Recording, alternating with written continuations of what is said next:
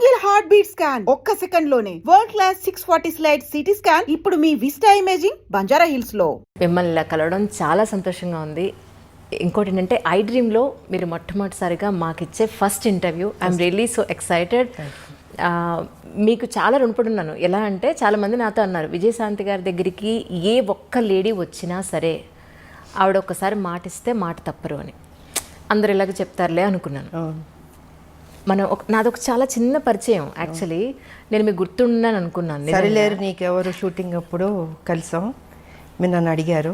Yes ma'am. So అప్పుడు అడిగింది ఇప్పుడు కుదిరింది. నిజం మ్యామ్. నాకు ఎంత సంతోషం అంటే మా లాక్డౌన్లో మీ డోర్ కొట్టి మ్యామ్ ఎంట్రీ ఒకసారి గుర్తు చేద్దామని వచ్చానంటే మీరు ఇక్కడి నుంచి అంజలి నువ్వు నాకు గుర్తున్నావు, నేను నీకు ఎంట్రీ ఇస్తాను, మాట ఇచ్చాను, ఇస్తాను అని అన్నారు. మాట ప్రకారం అలాగే నిలబెట్టుకున్నారు. Thank you. నాకు ఇప్పుడు అనిపిస్తుంది ఏంటి అంటే మీలాంటి వాళ్ళు కదా నిజంగా రాజకీయాల్లోకి రావాలి. మాట ఇచ్చారు అని అంటే అది నిలబెట్టుకునే మనుషులు కదా రాజకీయాల్లో ఉండాలి. But really ma'am such a great meeting with you. Thank you. చాలా చాలా సంతోషంగా ఉంది. అది నేను నా సంతోషం చెప్పలేకపోతున్నా ఒక్క మాట. మన ఇంటర్వ్యూ మొదలు పెడతాం ఇలా ఇంటర్వ్యూ మొత్తం పూర్తనే ఉంటారు. Really ma'am, really ma'am. Ma'am actually మీ లైఫ్ని ఒక 3 పార్ట్స్గా తీసుకుంటే, ఒకటి మీ పర్సనల్ లైఫ్, 2 సినీ రంగ ప్రవేశం, 3 రాజకీయ జీవితం. ఈ మూడింటిని ఐ డ్రీమ్లో ఒక బయోగ్రఫీ లాగా కమింగ్ జనరేషన్స్ ఎప్పుడు ఆల్మోస్ట్ యూట్యూబ్లో 100 సంవత్సరాలు ఉంటుందట. సో దీన్ని ఒక బయోగ్రఫీ లాగా తీసుకుని మీ జీవితంలో ఈ 3 ఎలిమెంట్స్లో ఇంపార్టెంట్ ఎలిమెంట్స్ని అలా డీటెయిల్డ్గా తీసుకుందానే ఉద్దేశంతో వచ్చిన కారణం. ఈ అవకాశాన్ని ఇచ్చిన మీకు నిజంగా చాలా చాలా ధన్యవాదాలు. ఒక్కసారి ఇప్పుడు దసరా నవరాత్రులు నడుస్తున్నాయి, చాలా డిఫరెంట్గా పెట్టారు బొట్టు. ఈ బొట్టుకి దసరాకి లేదు, నేను దీక్షలో ఉన్నాను. నేను ఆ పూజ చేస్తున్నాను, నేను నవరాత్రి పూజలు. సో కొన్ని పూజలు అంటే నేను డెఫినెట్గా నేను చేస్తూ ఉంటాను. సో ఇది నవరాత్రి కాబట్టి అమ్మవారికి ఆ దీక్షలో ఇంకా చేస్తున్నాను నేను. ప్రశాంతంగా ఉంటుంది మాకు. అంటే మార్నింగ్ అన్ని పూజలే ఉంటాయి కదా మాకు. గేట్ లోపలికి వస్తుంటేనే గేట్లోకి వస్తుంది ఒక ఫ్లేవర్, ఒక పువ్వుల వాసన, ఒక అగరబత్తి ధూపం. అది ఇల్లంతా మొత్తం పూజలు అగరబత్తులు అన్నీ ఉంటాయి. ఇంకా దేవుడు అంటే ఆ పూజ అంటే ఇంకా దానికి మనం టైం కేటాయిస్తూ ఉంటాం. కాకపోతే రాజకీయం మాకు ఉంటుంది, తప్పదు. సో దేవుడికి ఇవ్వాల్సిన సమయం ఆ సమయం నేను ఇచ్చేస్తాను. మార్నింగ్ నేను ప్రశాంతంగా ఉంటుంది ముందు. ఈ అంటే పర్టికులర్గా ఆ బొట్ట అలా పెట్టడానికి కారణం ఏదైనా ఉందండి? ఏమో నాకు తెలీదు. దేవుని దండం పెట్టుకుంటా అలా పెట్టేస్తాను అంతే. ఇలా పెట్టాలి అలా పెట్టాలని ఏమి ఉండదు. అది ఆ పూజ చేసినంతసేపు స్వామిలో ఆ లీనం అయిపోతున్నట్టు ఉంటుంది. సో అది అయిన తర్వాత అమ్మవారి దీవెనలతో బుట్ట అలా పెట్టేసుకుంటాను. మరి అది అంటే సుమంగళీళ్ళు ఎప్పుడు ఇలా పెట్టాలి ఒకటి ఉంటుంది లెక్క. ఇదేమో అమ్మవారిది. అది ఒక్కసారి మీ ఫ్యామిలీ గురించి, అమ్మ నాన్న. ఫ్యామిలీ గురించి చెప్పాలంటే నేను, మా మదరు, మా ఫాదరు, ఒక అన్నయ్య, నలుగురమే. కథ ఫ్యామిలీ పరంగా చూసుకుంటే చాలా పెద్ద ఫ్యామిలీ. బట్ మా మదర్కి ఫాదర్కి నేను మా అన్నయ్య ఆయన జస్ట్ ఒక 2-3 ఇయర్స్ బ్యాక్ చనిపోయారు. సో నేను ఒక్కదానే ఉన్నాను. అండ్ ఇప్పుడు నేను నా భర్త, అంతే, ఇద్దరమే. చిన్న ఫ్యామిలీ ఇప్పుడు. కానీ మీ గురించి తెలుసుకోవాలి ఇంటర్వ్యూ కోసం అన్నప్పుడు నాకు యూట్యూబ్లో చాలా వీడియోలు మీ నాన్నగారు అంటే మీకు చాలా ఇష్టమని, మీరు షూటింగ్ టైంలో ఉన్నప్పుడు నాన్నగారు కాలం చేశారని, దాన్ని అసలు ఆ టైంలో మీరు కళ్ళు తిరిగి పడిపోయారని కూడా కొన్ని వీడియోలో చెప్పడం జరిగింది. ఒక్కసారి నాన్నగారి గురించి తెలుసు. యాక్చువల్గా దేవాలయం షూటింగ్ చేస్తున్నాం, అమరావతి, గుంటూరు నుంచి అమరావతి. సో అక్కడ షూటింగ్ చేస్తుంటే అక్కడ ఏంటంటే ఫాదర్కి చితి పెట్టడం సీను, టి కృష్ణ గారు డైరెక్షన్, దేవాలయం, శ్రవణ్ బాబు గారిని.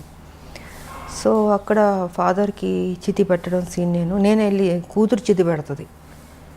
ఆ సమయంలో ఏంటంటే ఇక్కడ చెన్నైలో అప్పుడు మా నాన్నగారు పోవడం జరిగింది. నాకు తెలియదు, చెప్పలే, టి కృష్ణ గారు ఎవరు చెప్పలే. సరే ఈవినింగ్ షూటింగ్ అంతా అయిన తర్వాత ఇన్ఫర్మేషన్ వచ్చింది. ఇప్పుడంటే మనకు సెల్ ఫోన్స్ ఉన్నాయి, అప్పుడంతా ల్యాండ్ లైన్, టైం పట్టేది, దొరికేది కాదు. ఐ థింక్ 6:37కి టి కృష్ణ గారికి వచ్చింది మెసేజ్ ఇలాగా ఫాదర్ పోయారనేసి. సో ఆయన ఏం చేశారంటే పోయారని చెప్పలే నాకు. నైట్ షూటింగ్ ఉండింది, డే అంతా శ్మశానంలో షూటింగు, నైట్ వచ్చి ఈ దశావతారాలు పాటలు చేస్తున్నాం అది. సో దానికి నేను డ్రెస్ చేంజ్ చేసుకోవడానికి క్లాసికల్ డ్రెస్ చేసుకుని రెడీ అయ్యి వస్తున్నాను. టీ కృష్ణ గారు అన్నారు, ఇలా నాన్నగారికి బాగాలేదంట, బయలుదేరమ్మన్నారు అన్నారు. అంతే చెప్పారు. ఏమైందంటే లేదు బాగాలేదన్నారు, అంతే టెన్షన్ అవ్వబాకమ్మా, బాగాలేదన్నారు అన్న. సరే ఆల్మోస్ట్ అన్ని ట్రైన్లు వెళ్ళిపోయినాయి. నైటు అంటే అమరావతి నుంచి గుంటూరుకు రావాలి కదా, వచ్చేటప్పటికి 11-12 అయినట్టుంది నాకు. ఇంకా 12 లాస్ట్ ఒక ట్రైన్ ఉండింది, ఆ ట్రైన్ పట్టుకుని నేను చెన్నైకి వచ్చాను. చెన్నైకి వచ్చి ఇంటికి వచ్చి చూసేటప్పటికి నాన్నగారు పడుకుని ఉన్నారు. నాకేం అర్థం కాలే, అట్లా టోటల్గా అప్సెట్ అయిపోయి మధుర అక్కడ కూర్చున్నారు. ఆవిడేడు వస్తుంది, నాకేం అర్థం కావట్లే. ఎందుకంటే మా నాన్నగారు అంటే చాలా ఇష్టం నాకు నిజంగా. సో ఇంకా అలాగా ఆయన చనిపోవడం జరిగింది. అండ్ దాని తర్వాత మళ్ళీ 1 year గ్యాప్లో మా మదర్ పోయారు. అంటే ఒక దెబ్బ మీద ఇంకొక దెబ్బ. ఆ ఏజ్ చిన్నపిల్లని ఏం తెలుస్తుంది మనకి, తల్లిదండ్రులు ఉండాలని కోరుకుంటాం. అలాంటిది నాన్నగారు ఎన్నో కళ్ళుగా అన్నారు నా కూతురు పెద్ద స్టార్ అవ్వాలి అనేసి. సో ఆ టైం అప్కమింగ్ స్టేజ్ అప్పుడంతా.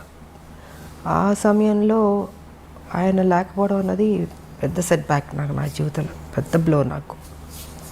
ఇంకా అక్కడి నుంచి మళ్ళీ కోలుకుంటూ మళ్ళీ ముందుకెళ్తుంటే మళ్ళీ మా మదరు ఇంకా ఇది జీవితం అనుకుని ఇంకా అన్నీ నేనే భుజాన్ని వేసుకొని దిగమింగుకొని బాధ్యత తీసుకుని ఇంకా పనే నాకు సర్వస్వం అనుకుని ముందుకెళ్ళడం జరిగింది.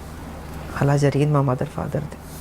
కానీ ఒక ఆడపిల్లకండి, అంటే అబ్బాయి సొసైటీలో ఏది ఉన్నా, ఎవరి సపోర్ట్ ఉన్నా లేకపోయినా ఈజీగా అమ్మాయితో కంపేర్ చేస్తే ఈజీగా గెటన్ అయిపోగలుగుతాడు. కానీ ఒక అమ్మాయికి పేరెంట్స్ సపోర్టు, పేరెంట్స్ తర్వాత ఒక మంచి భర్త సపోర్ట్ లేకపోతే అంత ఈజీగా ఏ ప్రొఫెషన్లో ఉన్నా పైకి రావడం ఈజీ కాదమ్మా, చాలా టఫ్ అది.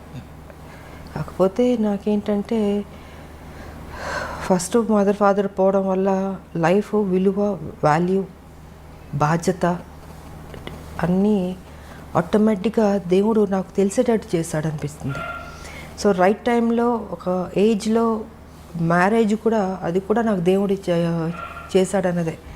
ఎవరు లేరు కదా పెద్దలు, ఇలాగ ఈ అమ్మాయికి పెళ్లి సంబంధం చూడాలి, ఈ అబ్బాయికి ఇచ్చి పెళ్లి చేయాలి అనేది చెప్పేవాళ్ళు లేరు, చూసేవాళ్ళు లేరు. నాకు ఉన్న తల్లిదండ్రులు ఇద్దరు నాకు తెలియకుండా నా లైఫ్లో నా భర్త ఆయన రావడం, కలవడం, అనుకోవడం, పెళ్లి చేసేసి ఆల్ ఆఫ్ సడన్ అన్నీ 6 to 7 monthsలో జరిగిపోయినాయి. సో రైట్ టైంలో రైట్ డెసిషన్ అంటారు చూసారా, అలాగా రైట్ టైంలో దేవుడు ఆయనే నాకు, అంటే ముక్కోడి దేవతలు పెళ్లి చేస్తారన్నట్టు ముక్కోడి దేవతలు దీవించినట్టు ఉండింది నాకు మంచి భర్త ఇచ్చి. రైట్ టైంలో ఒక సపోర్ట్ ఉండాలి అన్నది జరిగింది. సో లైఫ్ ఇదైంది. బట్ ఆడపిల్లలకి ఎప్పుడూ తల్లిదండ్రులు ఉండాలమ్మా. కొంతమందికి స్మూత్గా వెళ్తుంది, కొంతమందికి టఫ్గా ఉంటుంది. సో నాకేంటి అన్నీ దెబ్బలే కదా జీవితంలో, అన్నీ స్మూత్గా ఎప్పుడు లేదు నా లైఫ్. అన్నీ టఫ్గా దెబ్బలు తింటూ నేర్చుకుంటూ ముందుకు వెళుతూనే అనుకున్నది సాధించాను. కాకపోతే మా ఫాదర్ ఒక కోరిక నేను నెరవేర్చాను, పెద్ద స్టార్ అవ్వాలన్నది. దాని తర్వాత మా భర్త సేమ్ అదే బాధ్యత ఆయన తీసుకుని, ఆయన కూడా అక్కడితో ఆపలే. పెళ్ళైన తర్వాత ఏదో ఇంట్లో కూర్చోబెట్టడం లేదు, ఆయన కూడా ఆ బాధ్యత తీసుకుని, ఆ టాలెంట్ ఉన్నవాళ్ళు ఇంట్లో ఉండకూడదు అన్నది ఆయన ఆలోచన కూడా. సో ఆయన కూడా దాన్ని అలా కంటిన్యూ చేసి మీకు కర్తవ్యం అన్నది ఆయన ప్రొడ్యూస్ చేసి, సో ఒక హీరో ఇమేజ్ తీసుకొచ్చింది మా భర్త. అంటే తను ఓన్లీ ఒక హౌస్ వైఫ్లో లేకపోతే ఈ గ్లామరో ఇలా కాదు, ఇంకేదైనా కొత్తగా చేద్దామని పోలీస్ ఆఫీసర్ది కర్తవ్యం అన్నది ఆయన ప్రొడ్యూస్ చేశారు. ఇంకా దాని తర్వాత లేడీ అమితాబ్, ఇవన్నీ వచ్చినాయి. అండ్ ఓసే రామలం, అదే పెళ్లి చేసేసుకున్న తర్వాత ఇంట్లో కూర్చుని ఉంటే కర్తవ్యం ఉండేది కాదు, ఓసే రామలం ఉండేది కాదు, ఆ హీరో ఇమేజ్ వచ్చేది కాదు. సో క్రెడిట్ ఐ థింక్ మా హస్బెండ్కి ఇవ్వాలి నేను.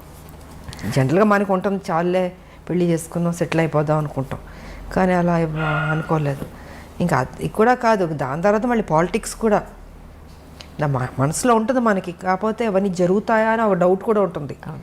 కానీ వెనక నేను సపోర్ట్ చేసి ముందుకు నడిపిస్తూ ఈ దారిలో వెళ్ళు, ఈ దారిలో నువ్వు చేయి, నీ డ్యూటీ నువ్వు కరెక్ట్గా చేయి, ఆటోమేటిక్గా అన్నీ సర్దుకుంటాయి, మంచి జరుగుతాయి అన్నది ఆయన చెప్పింది. ఇంకా అలాగా. కానీ ఒక విమెన్ ఏ ఇండస్ట్రీలో ఉన్నా సరే ఒక ఇమేజ్ తెచ్చుకోవడం, వాళ్ళకంటూ ఒక గుర్తింపు తెచ్చుకోవడం అనేది చాలా కష్టం. అందులో గ్లామర్ ఫీల్డ్లో, ఫిల్మ్ ఇండస్ట్రీలో ఒక హీరో ఇమేజ్ అనండి, అది కమర్షియల్గా అయినా సరే లేదంటే ఒక వాల్యుబుల్ పాయింట్లో అయినా సరే, మీరు ఒక హీరో ఇమేజ్ని అప్పట్లోనే హీరోలతో సమానంగా మీరు రెమ్యునరేషన్ పాయింట్ ఆఫ్ వ్యూలో కానీ మీ ఒక మాటకు విలువ కానీ అప్పుడు మీరు అంతా సంపాదించుకోవడం అనేది మామూలు విషయం కాదు యాజ్ ఎ విమెన్. సో అదంతా ఈజీ అండి. ఒక అమ్మాయికి ఒక హీరో ఇమేజ్ని తీసుకొచ్చి ఫస్ట్ థింగ్ ఏంటంటే మనం మెంటల్గా ప్రిపేర్ అవ్వాలి. హీరోలు ఫైట్ చేసేది మనం చూస్తున్నప్పుడు, మేము హీరోలు పక్కన చేసేటప్పుడు కొన్ని సీన్స్లో వచ్చి హీరో ఫైట్ చేస్తుంటాడు, మనం రియాక్షన్ ఇవ్వాలి. అప్పుడు అనిపించేది అయ్యో పాప ఇంత కష్టపడుతున్నారు, ఇంత ఎగురుతున్నారు, కొడుతున్నారు, దెబ్బలు తగులుతుంటాయి వాళ్ళు కూడా.